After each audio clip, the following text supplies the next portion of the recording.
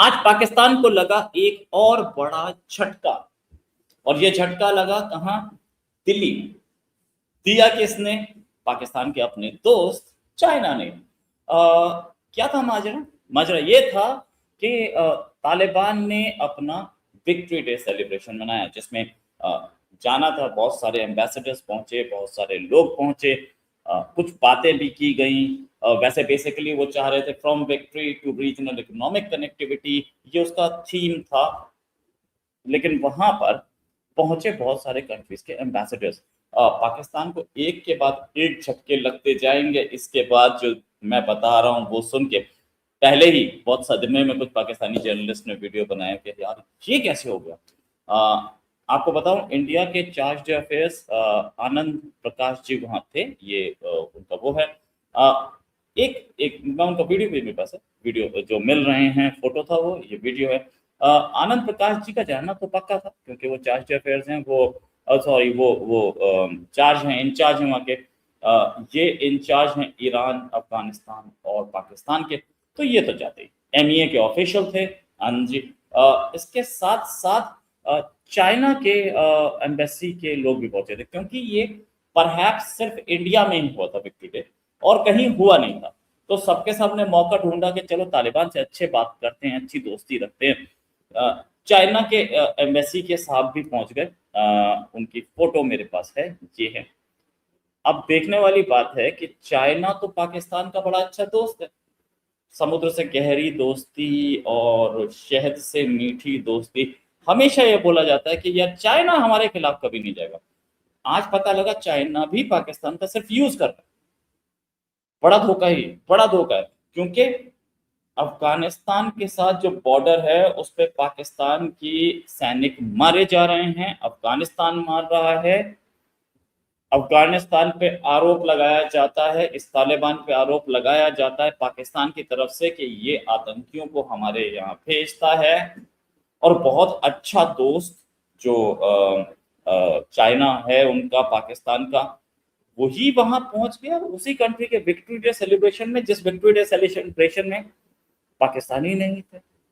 पता नहीं उनको इनविटेशन पहुंचा भी कि नहीं पहुंचा, और पहुंचा भी तो वो आए नहीं। वैसे मोस्ट प्रोबेबली उनको इनविटेशन नहीं गया होगा, मेरे पास ऐसी कोई इंडिपेंडेंट कंफर्मेशन तो नहीं है। लेकिन इसमें और भी बहुत कुछ हुआ।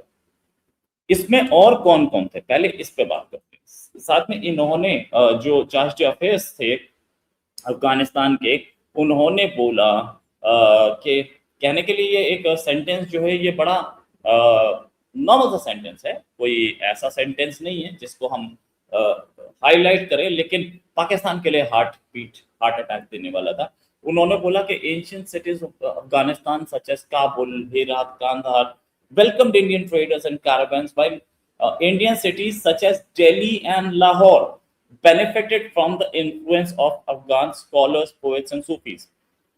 अब एक चीज कि ये Indian cities such as Delhi and Lahore, मतलब वो बताना चाह रहे थे कि लाहौर इंडिया का शहर हुआ करता था, उस समय से हमारी दोस्ती है, पुरानी दोस्ती है। वो ये भी बता रहे हैं कि लाहौर जो है वो पाकिस्तान में है, लेकिन हम उसे नहीं मानते, हम पाकिस्तान को ही नहीं मानते। वो बोल सकते थे कि Indian city of Delhi and Pakistani city of Lahore इससे फायदा उठा रहे थे। ये बात दिल पे चुभ गई, एकदम तीर ऐसा गया है जो दिल को चीर गया। खैर पाकिस्तानी जर्नलिस्ट जो हैं वो बेचारे रो तो रहे हैं इस पे, लेकिन क्या करोगे, रो के क्या करोगे, साहब ने तो बोल दी ना बात है। जो बात बोली है वो पीछे नहीं जाती। Anyways, coming back to the point कि कौन कौन वहां थे। इंडिया के एमईए के साथ थे हमारे जो चार्ज, हमारे जो वहाँ के इंचार्ज हैं वो थे। साथ में रशिया के भी लोग थे। अब रशिया ये वही कंट्री है जिसके बारे में बोला जाता है नहीं नहीं नहीं यार, रशिया ये तो हमारा बड़ा अच्छा दोस्त है, हम बड़ी अच्छी दोस्ती कर रहे हैं, कल परसों रशिया से हमारी बड़ी अच्छी दोस्ती हो जाएगी। इमरान खान वहीं खड़े थे रशिया में जब यूक्रेन वॉर शुरू हुई थी, उसका खामियाजा जरूर मिल गया पाकिस्तान को, लेकिन वहां से तेल नहीं मिला। अब ये भी बोलते हैं कि रशिया से हमारी अच्छी दोस्ती है, हम उनसे ये ले रहे हैं, वो ले रहे हैं, उनको ये दे रहे हैं। तालिबान के फंक्शन में पहुंच गया रशिया तो दिक्कत तो आएगी साहब, दिक्कत तो आएगी। चाइना वहां था ही, इराक भी था, ईरान भी था। अब आप ये सोचिए, ईरान भी है, इराक भी है, तो पाकिस्तान का वो जो मुस्लिम उम्मा, वो तो शैटर हो गया, खत्म हो गया। खैर ईरान तो चलो मैं कहता हूँ, आपने ईरान पे हमला करवा रहे हो, आप ईरान के खिलाफ एक अलायंस बना लिया है, ईरान चला गया अफगानिस्तान से, मानता हूँ। अरे इराक कैसे पहुंच गया? इराक तो अमेरिकन एलाई है, आप अमेरिकन एलाई हो, वहां पे इराक भी है। अच्छा आप बड़े टची हैं इस चीज के लिए, बड़े आपको बुरा लगता है कि यार तालिबान से कौन रिश्ते बना रहा है? अरे तालिबान से रिश्ते, तालिबान तो हमारा था। तो साहब वहां इराक भी पहुंचा, साथ में अल्जीरिया पहुंचा, कतर पहुंचा। कतर के तो पुराने रिश्ते हैं, चलिए मैं मान लेता हूँ, लेकिन वहां जमैका पहुंचा, एक कंट्री जिसकी किसी को उम्मीद नहीं थी, यूएई वहां पहुंचा, यूनाइटेड अरब एमिरेट्स। अब यूनाइटेड अरब एमिरेट्स और इंडिया की दोस्ती इतनी अच्छी है, साथ में आपसे उसकी दुश्मनी है, ना बोलूं तो रिश्ते तो अच्छे नहीं है, राइट। और आप बोलते हो तालिबान को, टीटीपी को बोलते हो कि तहरीक तालिबान पाकिस्तान को बोलते हो कि फितना अल खवारिज है। अच्छा फितना अल खवारिज ये आप ही के लिए है, ये मुस्लिम कंट्रीज के लिए नहीं है क्या? इराक है, ईरान है, अल्जीरिया ये भी मुस्लिम कंट्री है, कतर है, यूएई है, इधर लीबिया भी था, फिलिस्तीन भी था। बहुत बड़ी खबर, फिलिस्तीन भी था। धोखा आपको फिलिस्तीन ने दे दिया। बड़े रो रहे थे फिलिस्तीन के लिए कि यार फिलिस्तीन तो हमारा भाई है, हम कैसे छोड़ दें। जो कंट्री अपने अपनी सॉइल से आपके पास आतंकवादी भेज रहा है, बॉर्डर पे आपके लोग मार रहा है, उस कंट्री के साथ सपोर्ट देने के लिए, क्योंकि एक ही जगह तो ये हुआ था फंक्शन, और क्या पूरी वर्ल्ड में कहीं नहीं हुआ, उस कंट्री का सपोर्ट देने के लिए फिलिस्तीन भी पहुंचा। देख लो पाकिस्तान, माय ब्रदर लिखते हो, क्या मिलता है? फिलिस्तीन के साथ साथ ईरान, नाइजर, भूटान, चलिए ये तो कंट्रीज बहुत रेलिवेंट नहीं है, ओमान भी था साथ। अच्छा अब ओमान को आप बोलोगे नहीं यार ये तो कहीं गल्फ कंट्री। फ्रैंकली स्पीकिंग ये सारे मुस्लिम कंट्रीज जो हैं आपको आपको इस लायक नहीं समझते कि आपसे दोस्ती की जाए। तालिबान उनको ज्यादा पसंद है, जिससे ऑफिशियल रिलेशंस नहीं है। दोबारा रिपीट करूं सेंटेंस को, तालिबान से कोई ऑफिशियल रिलेशंस नहीं है इन कंट्रीज के। वो उसके पास पहुंचे और उन्हें पता था सबको कि आपसे रिलेशंस खराब होंगे अगर तालिबान के प्रोग्राम में पहुंचे तो, अगर अफगानिस्तान के प्रोग्राम में पहुंचे तो। फिर भी पहुंचे। भूटान था, मंगोलिया था, सर्बिया, कजाकिस्तान, उज्बेकिस्तान, चलिए कजाकिस्तान उज्बेकिस्तान लैंडलॉक कंट्रीज हैं, अफगानिस्तान के आसपास है, मानता हूं कि कोई रिश्ता रखना चाहते होंगे। लेकिन जो जॉइंट सेक्रेटरी हैं हमारे एक्सटर्नल अफेयर्स मिनिस्ट्री के, आनंद प्रकाश जी, ये तो पहुंचने ही थे नो डाउट। बाकी सारे, फिलिस्तीन क्यों पहुंचे? चीन क्यों पहुंचा? क्या चीन और फिलिस्तीन ने पाकिस्तान को धोखा दे दिया है? ये जो चार्ज डे अफेयर्स थे नूर साहब, इन्होंने बोला Afghanistan geography should not be a battlefield for competitive negative competition but rather a bridge for connectivity, cooperation and shared prosperity. मतलब उन्होंने ये बोला कि भाई हमारे कंट्री में आप कंपटीशन मत कीजिए, आप हमारे यहाँ प्रोस्पेरिटी ढूंढने, आप हमारे यहाँ और दूसरे सपोर्ट ढूंढने। लेकिन और ये सारे कंट्रीज उसको मानते दिख रहे थे। अफगानिस्तान में सबका इंटरेस्ट है, बहुत बड़ी चीज है कि जिस जिस पैलेस्टीन के लिए आप इसराइल से दुश्मनी लेके बैठे हो, वो पैलेस्टीन आपके दुश्मन के फंक्शन में बैठा है। जिस फिलिस्तीन के लिए आप इतना हो हल्ला कर रहे थे, आपके यहाँ दंगे फसाद होने के लिए तैयार खड़े हैं, आप उधर सेना भेजने की बात कर रहे हैं, वो फिलिस्तीन आपके दुश्मन के साथ खड़ा है आज। मतलब बहुत बड़ी चीज है। बाकी और मुस्लिम कंट्रीज नहीं गए ना, सऊदी नहीं गया, बहुत सारे नहीं गए, बांग्लादेश नहीं था वहां पे, सऊदी नहीं था, और बोलूं तो सोमालिया, इजिप्ट और मोरक्को शरोको कोई नहीं था। फिलिस्तीन क्यों था?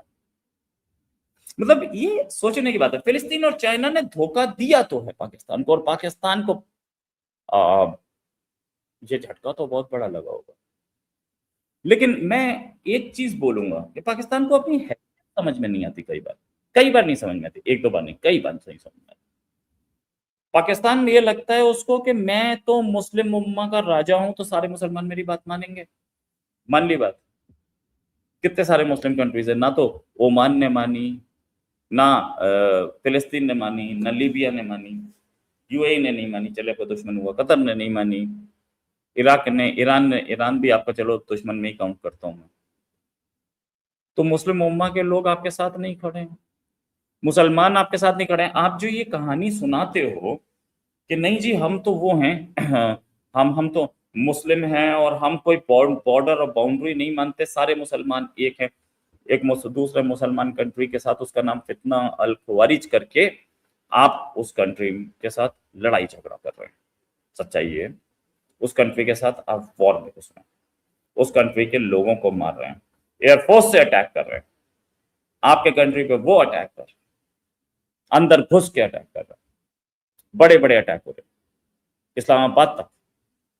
और उसके बाद आपको क्या लग रहा है कि सब ठीक है, मुस्लिम उम्मा मेरे साथ है, मुस्लिम कंट्रीज आपके आपके कायल हो चुके हैं। मतलब ये जो थिंकिंग है, मैं इस थिंकिंग को इनफैक्ट पाकिस्तानियों को समझाना चाहता हूं कि भाई आप खुद सोचो, आपकी गवर्नमेंट कितना झूठ परोस रही है आपको। सच्चाई ये है, आपको पूरे पूरे झूठ परोसे जा रहे हैं। क्यों परोसे जा रहे हैं पूरे पूरे झूठ? इसलिए कि आप उस इस्लाम की अफीम को पी जाएं और आराम से सोएं। जबकि ये सारे कंट्रीज जो हैं ये बड़ा प्रैक्टिकल अप्रोच लेते हैं, बहुत प्रैक्टिकल अप्रोच है। देखिए आप रशिया है, बड़ा प्रैक्टिकल अप्रोच है उसका। रशिया को पता है कि मेरी रेलवे लाइन वो जो निकालना चाह रहा है वो अफगानिस्तान से निकलेगी, ईरान वाली। अफगानिस्तान से ना निकले तो मेरे को और दूसरे यहाँ से 10 फायदे हैं। चाइना को पता है मुझे वहां से मिनरल्स चाहिए। कतर को पता है कि अमेरिका के साथ रहना है, अफगानिस्तान से अच्छी दोस्ती बनानी है क्योंकि वहां पे अमेरिकन बैठे हैं। यूएई को पता है कि मेरी पाकिस्तान से बहुत अच्छी नहीं बनती है, मुझे बहुत अच्छी बनानी है कतर से, सॉरी अफगानिस्तान से, ताकि मेरा अपना बिजनेस चलता रहे, मेरे अपने काम होते रहे। अब ये बोलोगे कि कुछ पाकिस्तानी जर्नलिस्ट ये भी बोलते हैं नहीं ये लोग प्रैग्मेटिक हैं, तो आप प्रैग्मेटिक क्यों नहीं, आप प्रैक्टिकल क्यों नहीं भाई साहब? दूसरी चीज, वो अपने मफादात देखते हैं, मतलब अपने अपने फायदे देखते हैं। तो पाकिस्तान ने ही सारा ठेका ले रखा है सबके फायदे देखने का, मुस्लिम उम्मा के फायदे देखने का? नहीं, ऐसा नहीं। पाकिस्तान को पता है कि मेरा प्रोडक्शन कुछ नहीं है, पाकिस्तान को पता है कि मैं कुछ एक्सपोर्ट नहीं करता हूं, उस क्वालिटी का नहीं करता हूं जिस क्वालिटी का बनना चाहिए। क्योंकि पिछले 30 साल 40 साल तो मैंने मदरसों की क्वालिटी अच्छी की ना। मेरे एक्सपोर्ट्स कुछ नहीं है, मैं इन सब कंट्रीज को कुछ नहीं बेच सकता। ये असलियत है। पाकिस्तान को अच्छी तरह से पता है कि मैं रिलेशन इन सब से बेहतर कर लूं तो भी यही मुझे देंगे कुछ, मैं इन्हें कुछ नहीं दूंगा। और इकोनॉमी ही पिछले पिछले 40 साल से इस चीज पे चल रही थी कि अमेरिका से जिहाद के लिए ग्रांट्स आ रहे थे।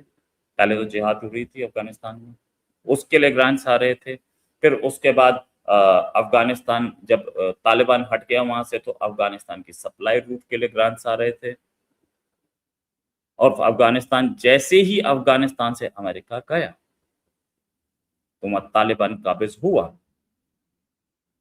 पाकिस्तान की इकोनॉमी क्रैश की, कटोरा हाथ में। जो कंट्रीज हैं जो बताए जा रहे हैं, फिलिस्तीन बहुत सही चीज है, एग्जाम्पल है फिलिस्तीन का। फिलिस्तीन वहां क्यों पड़ा? जबकि पाकिस्तान तो उसके लिए बहुत कुछ और बहुत सब कुछ समझता है, सब कुछ करना चाहता है। फिलिस्तीन के भी कई नीड्स हैं वहां पे। फिलिस्तीन भी उन कंट्रीज के साथ दोस्ती करना चाह रहा है जो अमेरिका के साथ दोस्ती। फिलिस्तीन भी वहां पर गया था, इसलिए गया था कि हम अफगानिस्तान से बेहतर रिलेशन बनाएंगे ताकि वहां से कुछ हमें मिल पाए और कुछ हम उन्हें दे पाए। ये रियलिटी। अगर आप ये कहना चाहते हैं कि फिलिस्तीन पाकिस्तान के इशारे पे गया था, माफी चाहता हूं, फिलिस्तीन किसी अपने बाप का इशारा नहीं मानता, मानता होता तो उसे समझ में आ चुका होता मुझे क्या करना है। लेकिन फिलिस्तीन भी ने भी धोखा दिया, चीन ने भी धोखा दिया। क्या शहबाज शरीफ बेचारे गरीब आदमी डूबे, डूबे तो पक्का। शहबाज शरीफ क्यों बोले, आसिम मुनीर डूबे। और आसिम मुनीर को ये समझ में आ रहा है कि यार मेरे चारों ओर कोई नहीं है और मैं मुस्लिम उम्मा उम्मा चीख रहा हूं। इस वीडियो को ज्यादा से ज्यादा शेयर करना, पाकिस्तानी दोस्त हो ना आपके, उनके साथ शेयर करना कि भाई साहब असलियत ये है कि चाइना और फिलिस्तीन दो आपके दो सबसे अच्छे दोस्त, जिनके लिए आप कहते हो कि एक एक पाकिस्तानी कट मरेगा, वो आपके दुश्मन के साथ खड़े हैं। इसी के साथ एक और खबर कैसे हाजिर होंगे, अभी के लिए नमस्कार, धन्यवाद, जय हिंद।